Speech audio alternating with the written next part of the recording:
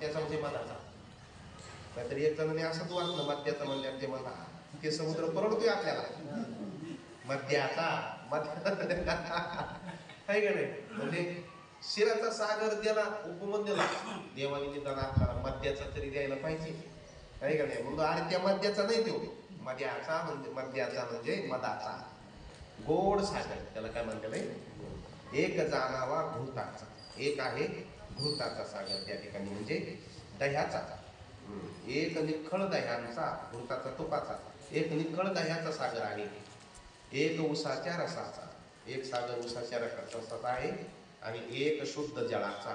ऐसा 7 समुद्राचा वेढा पृथ्वीशी. समर्थ म्हणतात अशा 7 समुद्राचा वेढा पृथ्वीला आहे. 7 समुद्राच्या वेढ्यामध्ये पृथ्वीचा भाग त्या ठिकाणी काय झालेला आहे, बसलेला आहे.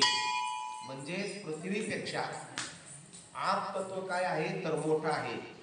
आपापेक्षा तेच तत्व मोठं आहे, त्याच्यापेक्षा वायू तत्व मोठं आहे.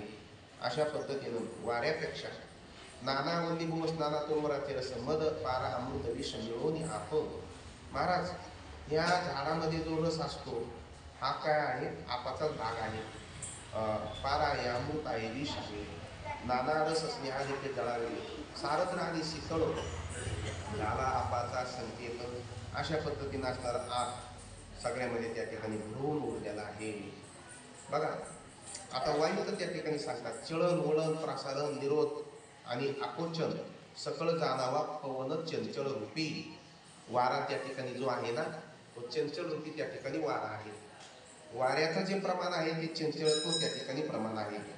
म्हणून प्राण अपान व्यान चौथा उदान आणि समान हे झालं पंचप्राण. आणि दुसरे जे आहे उपप्राण. बस बस चुनचुन वाटते पाहिजे ते लक्ष देत आहे तुमचं तिकडं. उपप्राण, उपप्राण म्हणजे त्या ठिकाणी नाग क्रूम कर्कश देवदत्त आणि धनंजय हे उपप्राण आहे. हे त्या ठिकाणी पंचप्राण कोणते ते महत्वाचे. प्राण अपान व्यान आणि उदान. आणि उपप्राण नाग क्रूम कर्कश हे उपप्राण आहेत. अशा पद्धतीनं असणारे त्या ठिकाणी हे उपप्राण निर्माण झालेले. म्हणून आकाश चंचलत्व जो वारा आहे तो वाऱ्याचा प्रकार आहे.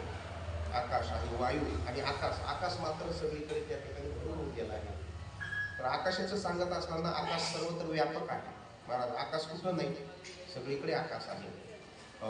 म्हणजे कुठं असा आकाश नाही असा कोणताच त्या ठिकाणी काय नाही भाग आहे, भाग नाही. आणि म्हणून आकाश व्यापक आहे म्हटल्यानंतर शिष्याला त्या ठिकाणी शंका निर्माण झाली.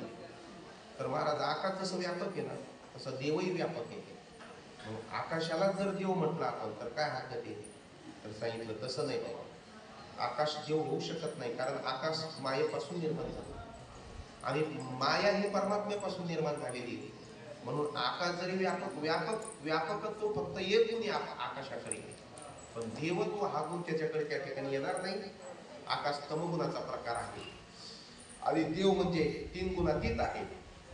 देव तमगुणाच्या सगळ्या गुणांच्या त्या ठिकाणी काय आहे, वेगळा आहे. आकाश तमगुण असल्यामुळे आकाशामध्ये अज्ञान आलं, जडपणा आला. देव जड नाही, देव अज्ञान नाही. देवामध्ये त्या ठिकाणी तमगुण त्या ठिकाणी नाही. सर्वत्र व्यापक सच्चिदानंद स्वरूप असणारा तो कसा आहे, परमात्मा आहे. आणि म्हणून हे विकार त्याच्यामुळे नसल्यामुळे आकाशापेक्षा देव वेगळा आहे, पंचमहाभूतापेक्षा देव वेगळा आहे आणि मायापेक्षा देव वेगळा आहे. काही काही माणसं शरीराला देव म्हणतात, आहे का नाही. जीव तोची देव भोजन ते भक्ती आणि मरण ते मुक्ती पाखंड्याची. या जीवाला काही काही शरीराला म्हणतात. शरीराला लंजन भंजन करणं, चांगलं चुंगलं खाऊ घालणं, मस्त त्याला व्यवस्थित करणं हेच देव आहे. अरे काय तू देव म्हणा, किती तुझ्या बुद्धीची जीव करावं तेवढी कमी आहे त्या ठिकाणी असतात. काय तुझी बुद्धी अज्ञानात पडेल, शरीर पुढे देव होऊ शकतो नाही. मग जीव, मग जीवाला देव म्हणतात. आणि जीवही देव होऊ शकत नाही. जीव तर त्या ठिकाणी जातो येतो, हे होतो ते होतो. जीवाने मर्यादित त्या ठिकाणी संकोचित्व त्या जीवाला आलेलं आहे. म्हणून जीव पण त्या ठिकाणी का होऊ शकत नाही. काही म्हणतात जीव तोच देव आहे. त्या जीवाला चांगले चांगले भोग दिले पाहिजे. जन्माला आलो मेलो पुन्हा काही खरं नाही माणसाचं. या खाऊन या मजा करून या सगळं आनंद करून बरोबर आहे, खाल्लं पाहिजे, पिलं पाहिजे, राहिलं पाहिजे, पण जीवाला देव नाही म्हणलं पाहिजे.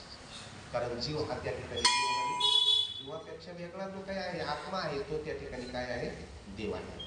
हे मत कुणाचं असतं त्या ठिकाणी असणारं पाखंडी माणसाचं. जीवत्वची देव भोजनते भक्ती मरणते मुक्ती. पाखंड्याची भक्ती कशाला करायची, कशाला दासबोध ऐकायचं, कशाला तिकडे जायचं. मस्त पैकी चांगलं चांगलं खाणं हीच काय आहे, भक्ती. जीव हाच देव आहे, त्याला चांगलं चांगलं खाल्लं पाहिजे. अहो चांगलं खायला चांगलं असायला पाहिजे, नसलं तरी कुठून तरी आणा, हे करा ते करा. अहो त्याच्याकरता पैसा पाहिजे ना, नसलं तरी कमा, कमी काही शक्य होत नाही एवढं, ऋण का नाही का.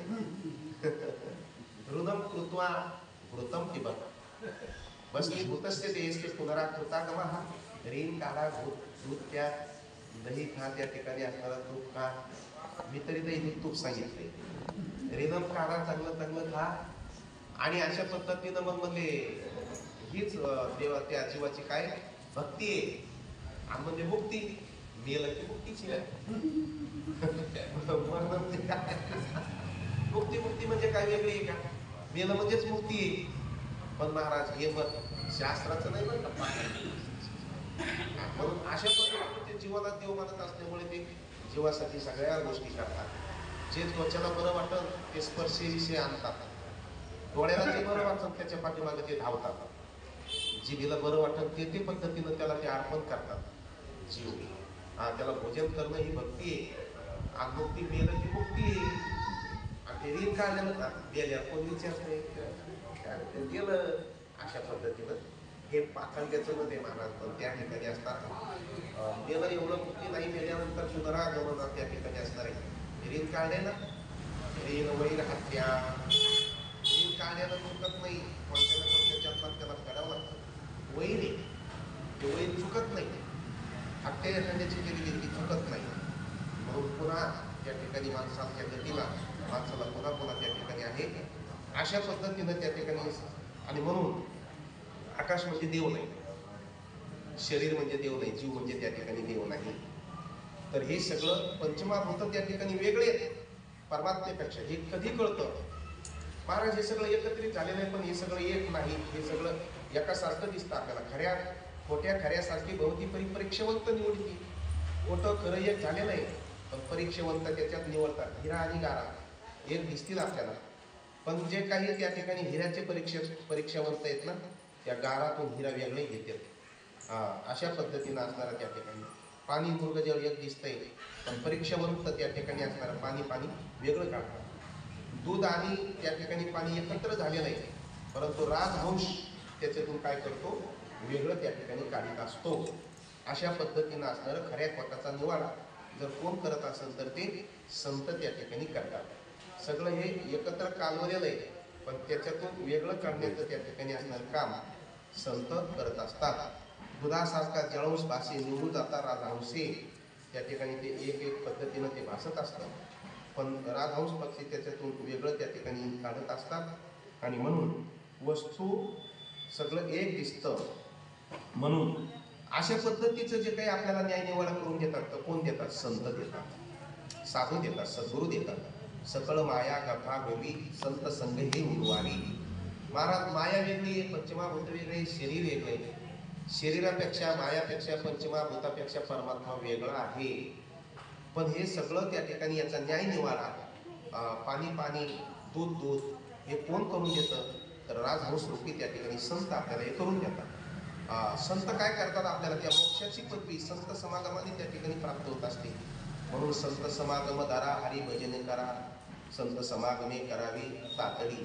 काय संत समागमे धरावी आवडी आणि करावी तातडी परमार्थी. म्हणून संत समागमाची आवड धरा आणि परमार्थाची तातडी करा. संत समागम, संत आपल्याला हे सगळं वेगवेगळं कर पद्धतीनं काढून देतात. आणि म्हणून पुढे त्या ठिकाणी संतांचं पण लक्ष त्या ठिकाणी सांगितलं जातं. पण मध्ये एक समाज येतो दुश्चित निरूपण नाम.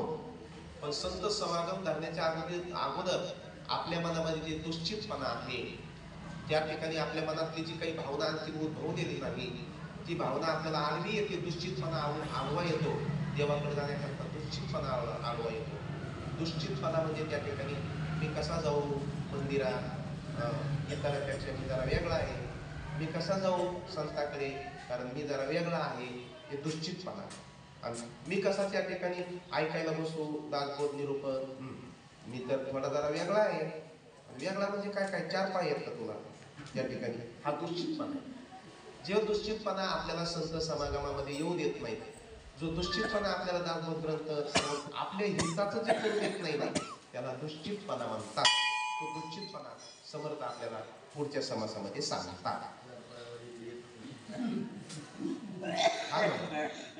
वा 4 पायावाले त्या ठिकाणी इकडे येतात. हे आले तुमचे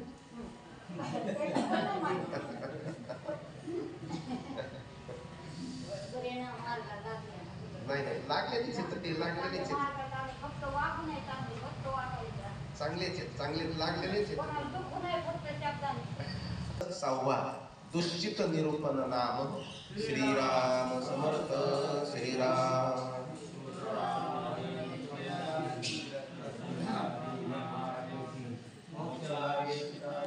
दुश्चित म्हणजे चित्त शुद्ध नसतं. हे निश्चय कृपा मूर्ती मद दिनास करावा श्रीराम मुक्ती श्रीराम.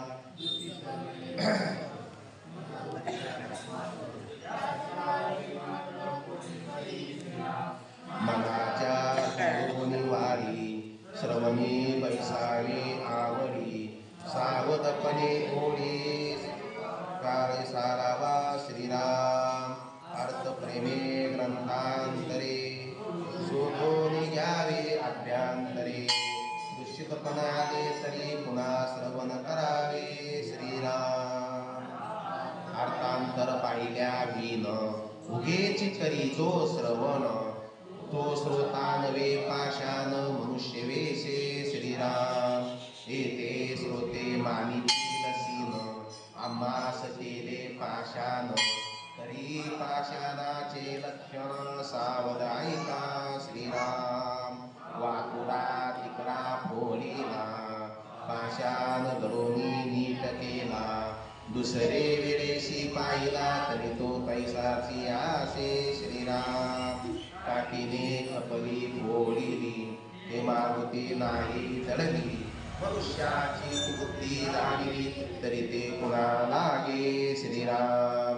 सांगता अवगुण गेला पुन्हा मागुता जळला. ज्याचा अवगुण जळेला तो पाषाणा हुनी उना. पाषाण आगळा जाणा कोटी गुणे श्रीराम. कोटी गुणे कैसा पाषाण त्याचेही ऐका लक्षण. श्रोते करावे श्रवण सावध होनी श्रीराम. माणिक मोती प्रवाळ पाची वाळुळे वज्र निळ. गोमेद मणी परिसकेवळ पाषाण बोधिले श्रीराम. याही वेगळे बहुत सूर्यकांत सोमकांत. नाना मोरे सप्रचित औषधा कारणे श्रीराम. याही वेगळे पाषाण भले नाना तीर्थीजे लागले. वापी कुपशेकी झाले हरिहर मूर्ती श्रीराम. याचा पाहता विचार पाषाणा ऐसे नाही सार. मनुष्य ते काय पामर पाषाणा पुढे श्रीराम. तरी तो ऐसा नवे पाषाण जो अपवित्र निष्कारण. तया सारिका देही दान दुष्टिता भक्ताचा श्रीराम.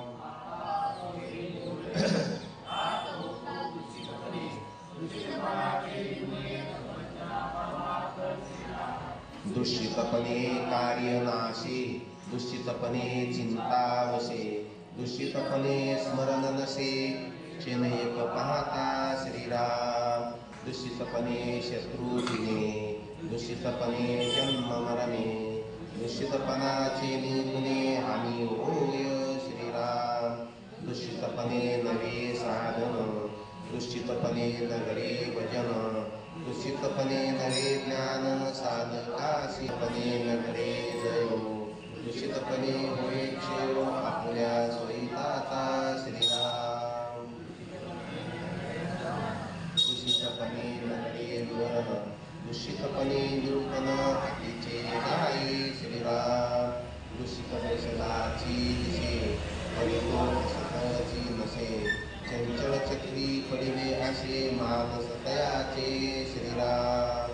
मेले पिशाच्या निरंतर अंधमुखे आणि बधीर, कैसा दानावा संसार दूषित प्राणियाचा श्रीराम. सावध आसोनी उपजेला, श्रवण आसोन ऐकेना, ज्ञान आसोन कळेना, सारासार विचार श्रीराम. कैसा तो दूषित आळसी, प्रलोक कैसा त्यासी, दयाचे जीवी अनिशी आळस वसे श्रीराम. दूषितपणा पासूनी सुसदा, आळसा हाती प्राणियाला उसंतचे नाही श्रीराम. आळसे राहिला विचार, आळसे बुडाला आचार, आळसे नवे पाठांतर काही केल्या श्रीराम. आळसे नवे निरूपण, आळसे परमार्थाची गुण मळीन झाली श्रीराम. आळसे नित्यनेम राहिला, आळसे अभ्यास बुडाला, आळसे आळस वाढला असंभावी श्रीराम.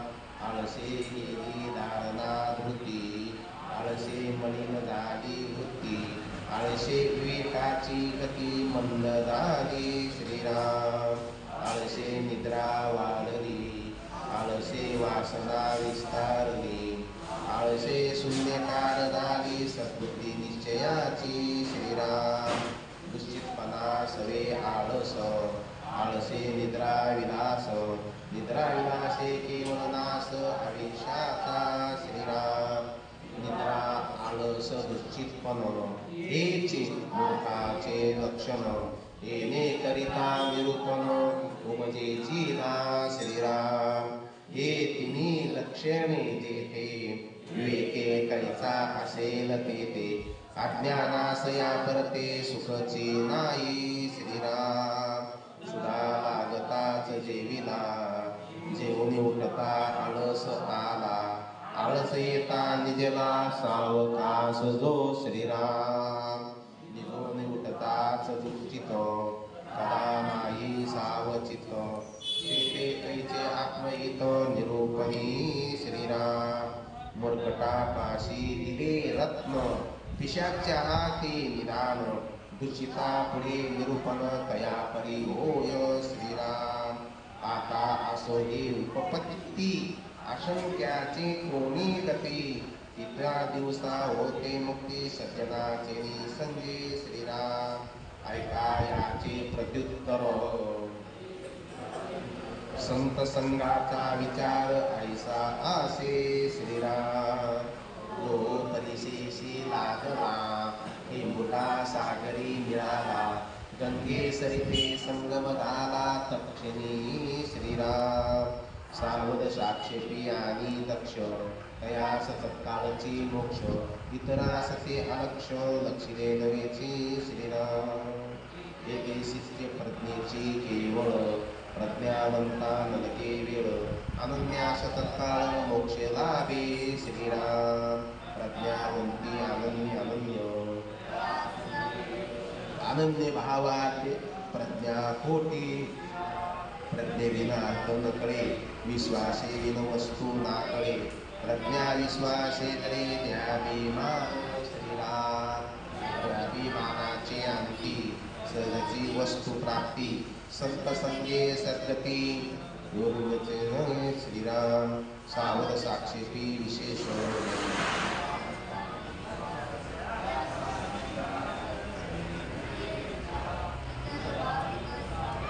तयासही साधने मोक्ष जोडे, साधू संगे तत्काळ विवेक दृष्टी श्रीराम. परिचय साधन बोलू नये, निरूपणाचा उपाय, निरूपणे लागले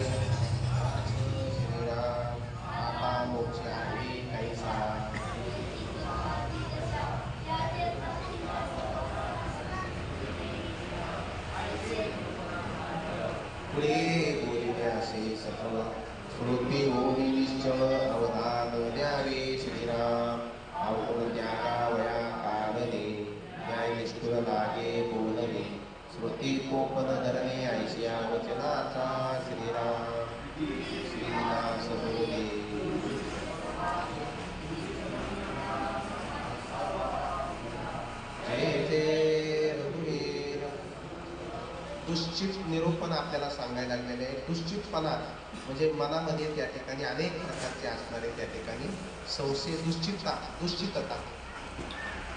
पुढे गेला तर तो दुश्चितच राहतो. म्हणून श्रोता दुश्चित नसला पाहिजे.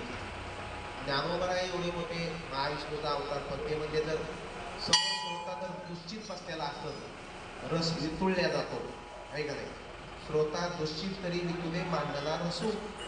श्रोता जर दुश्चित असेल समोर बसलेला, तर त्या ठिकाणी सांगणारा जो वाक्याचं काय सांगायचं, वाक्याला सुचत नाही, याला आता काय सांगावं, कारण त्याच्या मनामध्ये दुश्चितपणा असतो, मन स्वच्छ झालेलं नसतं. ग्रंथ श्रवण करण्याकरता मन स्वच्छ, निर्मळ, एकाग्र असावं लागतं. मनामध्ये जर इतर विचार असतील तर त्याला दुश्चितपणा, मन जर चंचल असेल तर ते दुश्चित, आणि मन जर वाक्याविषयी, ग्रंथाविषयी संशय असेल तर त्याला दुश्चित म्हटलेला आहे. म्हणून दुश्चित जो श्रोता समोर बसलेला असतो त्याच्या डोक्यामध्ये त्या ठिकाणी हे ज्ञान शिरत नाही. ग्रंथ श्रवण करण्याकरता जर चित्त आपलं त्या ठिकाणी दुश्चित झालेलं असेल तर त्याला ते काय होत नाही, मग श्रवण त्या ठिकाणी होत नाही. आणि म्हणून मुक्ती लाभे तक्षणी दुश्चितपणे हानी, विश्वासता निरूपणी दुश्चितपणे हानी होत असे. दुश्चितपणे माणसाची काय होत असते, हानी होत असते. आणि म्हणून समोर बसलेल्यांच्या त्या ठिकाणी विवेक जागृत असला पाहिजे. वक्ता सांगणाऱ्याकडे त्या ठिकाणी लक्ष एकाग्र असलं पाहिजे. नाहीतर काही सांगितलं तर त्या पद्धतीनं चेहरा जशाला तसाच. म्हणजे होते की वही सुरतही वैशी आहे का नाही? त्या ठिकाणी काही काही माणसाला काही सांगा लक्षात येते, फक्त ते बसलेले असतात निसते समोर. तर त्या ठिकाणी अशा पद्धतीनं जर असे लक्षात जर आलं नसेल तर त्याला दुश्चितपणा अशा पद्धतीनं त्या ठिकाणी म्हटलेलं आहे. आणि म्हणून नाही का, एका कीर्तनामध्ये मी समोर बसलेला माणूस कीर्तन सांगतो, त्याला थोडा विनोद झाला तरी चेहरा तसाच, आणि थोडा करुणामय प्रसंग आला तरी चेहरा तसाच. नंतर कीर्तन झालेल्या नंतर मी विचारलं, म्हणलं हे यायला काही ऐकायला वगैरे येत नाही? नाही म्हणजे तसं काय नाही का, त्याला समजत नाही ना? म्हणजे तसं काय नाही. मी म्हणलं ते लोक हसत होते पण ते रडण्यासारखे दिसत होते. नाही म्हणजे वही सुरतही वैशी आहे, रोता ठेवतं वही सुरतही वैशी. हे रडायला लागले फक्त, म्हणजे ते रडत नव्हते, ते त्याचा चेहराच तसा आहे, कारण ते हसताना पण रडण्यासारखेच वाटतात, आहे का? सुचितपणे दुश्चित मन होय होते अकस्मात, त्यास करावे निवांत कोणी परी. कधी कधी सुचितपणा जरी असला तर अकस्मात मन दूषित होतं माणसाचं. विक्षेप निर्माण झाला श्रवण करताना, मन दूषित होतं माणसाचं. आपलं श्रवण त्या ठिकाणी एकाग्राने चाललेलं आहे, आता गाडी आली, भरभर वाजायला लागली, मन दूषित होतं. लेकरू पळालं, मन काय होतं, दूषित होतं. त्या ठिकाणी काहीतरी विक्षेप झाला, मन दूषित. तर त्या ठिकाणी समर्थ सांगतात, जरी दुश्चित मन झालं तरी त्याला पुन्हा सुशित केलं पाहिजे, त्याला पुन्हा त्या ठिकाणी जागेवर आणलं पाहिजे. त्या मनाला सुचितपणे दुश्चित मन होते अकस्मात, त्यास करावे निवांत कोणी परी. मनाला निवांत कोणत्या पद्धतीनं केलं पाहिजे? तर मनाच्या तोडूनी ओढी, मनाच्या ज्या काही मनापाठीमागं ओढ लागलेली आहे, त्या ओढ सध्या थांबवल्या पाहिजे, तोडल्या पाहिजे. सर्वनी पैसावी आवडी, आणि आवडीने दासबोध सर्वताला बसलं पाहिजे. सावधपणे घडी ना घडी काळ सार्थक करावा. प्रत्येक घडी घडीनं माणसाने काळ सार्थक केला पाहिजे, आहे का नाही? घडीने घडी त्या ठिकाणी काळ, प्रत्येक क्षणाला सावध असलं पाहिजे. त्या ठिकाणी अर्थप्रमेय ग्रंथांतरी, ग्रंथामध्ये अर्थ असतो, प्रेमी असते, दृष्टांत असतो, सिद्धांत असतो, त्या सगळ्याकडे त्या ठिकाणी लक्ष असलं पाहिजे. तसं ड्रायव्हरचं लक्ष सगळ्याच गोष्टीकडे त्या ठिकाणी असतं. त्या पद्धतीने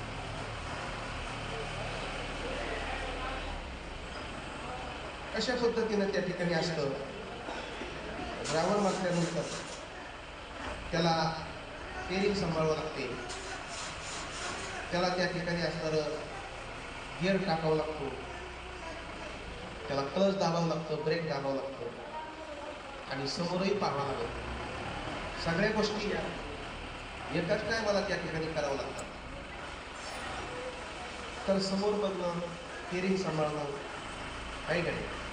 त्याला त्या पद्धतीनं गिअर चेंज करणं, क्लच दाबून गिअर चेंज करणं, कोणी जर पुढं आलं तर ब्रेक दाबणं, सगळ्यात त्याचा तो एवढा एकाग्र असतो ड्रायव्हर, कारण एकाग्र जर झाला नाही तर ऍक्सिडेंट होण्याची दाट शक्यता असते. थोडा जरी बेसावध झाला तर ऍक्सिडेंट होत असतो. आणि म्हणून त्याची एकाग्रता त्या ठिकाणी असते. नाहीतर एखादा जर बसला किंवा म्हणला बाबा बाबा एवढे 3-4 काम एकत्र कसे करू, हे पुढचं धरू हँडल, का गिअर टाकू, का क्लच दाबू, का ब्रेक लावू, हे कसं करायचं हे सगळं. हे सगळं कसं करायचं म्हणल्यावर ड्रायव्हर या ठिकाणी तो होऊ शकत नाही. त्याला गाडी चालू तसं श्रोत्याने सगळ्याच गोष्टी श्रोत्याला एकाग्रपणे करावं लागतात. आणि म्हणून अर्थाकडे ध्यान, प्रेमाकडे ध्यान त्या ठिकाणी द्यावं लागतं. तरच त्या ठिकाणी काय होत असतो, तो श्रोता चतुर असणारा त्या ठिकाणी श्रोता होत असतो. म्हणून अर्थ पाहिल्याविना उगेच करी जो श्रवण, तो श्रोता नव्हे पाषाण मनुष्य वेगळे. अर्थ पाहिल्याशिवाय श्रवण केलं तर त्याला श्रोता म्हणता येत नाही. श्रोत्याचे लक्षण सांगितलं. श्रोत्या आपण अर्थाविना पोथी वाचून काय, आणि म्हणून अर्थ नसताना आपण पोथी वाचणं उपयोगाचे नाही. काही काही माणसं नुसते आनंदाची गोष्ट आहे, पारायणाने पुण्य होतं, पण त्याचा अर्थ त्या ठिकाणी कधीतरी समजून घेतला पाहिजे. अर्थ आपल्याला खूपच त्या ठिकाणी परम भाग्य निर्माण झालं की आपण अर्थासह पारायण करतो, हे परम भाग्य काही नाही. आणि म्हणून हे सगळं त्या ठिकाणी घडून आलं. समर्थांची इच्छा काकाचं त्या ठिकाणी निमित्ताने हे सगळ्या गोष्टी काय झालेल्या आहेत, घडून आलेल्या आहेत. हा खूप मोठा योगी. आमचे गुरुजी नेहमी 8 तास करायचे करतात. नारायण महाराज डॉक्टर, ते खूप मोठे डॉक्टर होते, नगरचे नंबर 1 चे डॉक्टर होते. त्यांच्या जीवनामध्ये दंडी संन्यासी आले, राजाऊ संन्यासी. त्यांच्या घरी जायचे यायचे. त्यांच्या आईला खूप ज्ञान होतं. ते डॉक्टर पहिलं थापित होते, पण मुंबईवरून डॉक्टर त्यांच्याकडे शिक्षणाकरता यायचे. ते त्या ठिकाणी खरजुले, अरे खरजुलं पालखून त्या नगर जिल्ह्यामध्ये तिथे राहते, पण ते नगरला त्यांचा मोठा दवाखाना. ते दंडी संन्यासी आल्यानंतर त्यांची चर्चा झाली. संन्यासी ते साहेब होते, ते इंग्रजीमधून बोलायचे, त्यांची चर्चा झाली. त्यांनी डॉक्टरला बरंच काही त्या ठिकाणी ज्ञान विचारलं, तुला काय येतं काय नाही. आणि मग त्या संन्यासांचा प्रभाव त्यांनी अशा काही गोष्टी सांगितल्या त्यांच्या जीवनातल्या. अरे तुला हे सगळं येतंय, पण तुला तत्वज्ञान येत आहे का? तर म्हणजे तत्वज्ञानाची काय गरज आहे, हे सगळं येत आहे नाही. आणि मग त्यांच्या पद्धतीनं त्यांनी सांगितलं. त्यांचं येणं जाणं झालं. त्यांना त्यांच्या सहवासामध्ये या सगळ्या गोष्टी माईक पट्या कळून आल्या आणि उपरती झाली, वैराग्य झालं. त्यांनी तो संपूर्णचे संपूर्ण दवाखाना सोडून दिला आणि आळंदीला त्या परमहंस दंडी संन्यासांच्या आश्रमामध्ये आले. पण ते डॉक्टर होते, लवकर आजकाळी उलटी जात नव्हती, आधीमध्ये उलटी जात नव्हती. ते साधकामध्ये राहायचं. महाराज पूर्वीच्या काळा आळंदीमध्ये चेपी करून राहावं लागायचं, मधुकरीच मागून खावं लागायचं, आणि ते साधक दशेमध्ये उदास वृत्तीनं राहावं लागायचं सगळ्या गोष्टी. पण यांची कधी कधी उलटी शेवटी ते डॉक्टर होते, पट्टेदीश होते. आणि मग दंडी संन्यासीने यांना सांगितलं, म्हणजे नारायण जर तुझा असा तू चित्पणामध्ये मध्ये आला ना तर तुला ज्ञान नाही व्हायचं काय. आणि मग तुला ते ज्याच्या करता एवढा त्याग केला ते व्हायचं नाही. महाराज त्यांच्या ध्यानात त्यांना गुरुचं वाक्य ठसलं, त्यांच्या मनात लक्षात आलं. घाटावर बसलेल्या जी काही भिकारी असतात त्या भिकाऱ्यामध्ये राहिले ते 4 जाऊ. आणि मग हे गुरुजींनी परीक्षेत पाहिली. गुरुजी चल म्हणले नाही ना आश्रमामध्ये. ते गेले, त्या भिकाऱ्यामध्ये जाऊन राहिले. भिकारी जसे कपडे घालतात, राहतात, खातात, तशा पद्धतीनं जे कोणी देईल ते खायचं, भिकाऱ्यातच जाऊ. अंकार सगळा गेला, येऊन गाडी ते वाढलेलं हे त्या सगळ्या गोष्टी. मग गुरुजी गेले संन्यासी म्हणजे चल आश्रमात. आता तो सगळा अंकार गेला म्हणजे तुला काय आता काही गरज नाही, म्हणजे तुला तत्क्षणी ज्ञान झालेलं आहे. आणि ते मग ते आश्रमात दिले. महाराज त्यांना त्यांच्यावर कृपा केली, ते एवढं ज्ञानी झाले ते आळंदीत आता सगळ्यांचे ते गुरु होते आळंदीत. पण पूर्वी काळामध्ये ते डॉक्टर होते म्हणून त्यांना डॉक्टर महाराज म्हणतात. त्याला काय म्हणतात? मग ते म्हणत असतात कधी कधी हे पाठ वगैरे सांगत असताना ते म्हणतात, मी शरीराचा डॉक्टर होतो, पण मला माझ्या चैतन्य स्वामीनं, माझ्या स्वामीनं मला मनाचा डॉक्टर पण केलं. आणि म्हणून मग त्या ठिकाणी असे विद्यार्थी लोक, हजारो लाखो लोक त्यांचे भाविक येते, म्हणजे भक्त येते. तर ते पेशंट म्हणून काही लोक त्यांच्याकडे आणखी येतात. मुंबईचे डॉक्टर वगैरे त्यांना विचारायला, ते म्हणतात मी तुम्हाला शरीराचं तर ज्ञान देईनच, पण मनाचं पण ज्ञान घ्या माझ्या. ज्ञानेश्वरी सांगतात काही वेदांताच्या प्रक्रिया सांगतात. आणि ते म्हणतात हे बघा, हे मन तंदुरुस्त व्हायचं हे ज्ञान आहे, शरीर तंदुरुस्त व्हायचं ते ज्ञान. मला पहिलं शरीराचं ज्ञान येत होतं, मन तंदुरुस्त झाल्यानंतर म्हणले मी आता मुक्त झालेलो आहे. अशा पद्धतीने असणारे ते डॉक्टर महाराज, आणि त्यांनी त्या ठिकाणी सांगितलेलं